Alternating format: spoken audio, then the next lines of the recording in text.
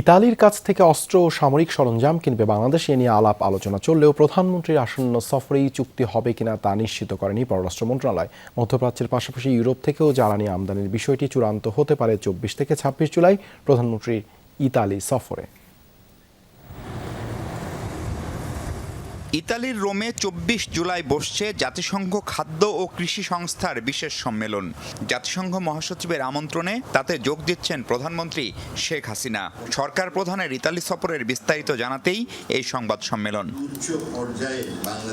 সফরকালে Italy সফরেই তা চূড়ান্ত হচ্ছে কিনা প্রশ্ন ছিল সাংবাদিকদের। দুই দেশের যে স্টেক হোল্ডার সবাইকে শেষ মানে কনসালটেশন কমপ্লিট করা সম্ভব হয় নাই। এই সমস্ত কেনাবেচা যদি লার্জ স্কেলে করতে হয় তখন একটা চুক্তির মাধ্যমে করলে সেখানে কিছু সেফগার্ডেরও বিষয় আছে, তো সেগুলো নিয়ে আমরা বর্তমানে আলাপ আলোচনা করছি। বাট ইতালির সাথে ইতিমধ্যে আমরা কিন্তু ছোট ছোট অনেক কিছু নিয়েছি এবং তারা ইউরোপের মধ্যে একটা অন্যতম দেশ যারা সাবমেরিন, তারপরে অ্যাটাক হেলিকপ্টার থেকে আরম্ভ করে অনেক কিছু তারা তৈরি করে। সো ভবিষ্যতে এই সম্ভাবনাটা রয়ে যাচ্ছে।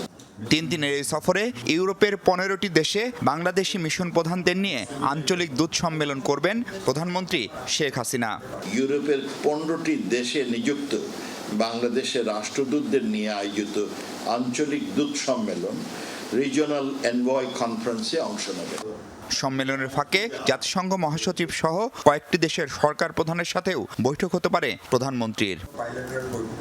মাহফুজ মিশু, যমুনা নিউজ, ঢাকা।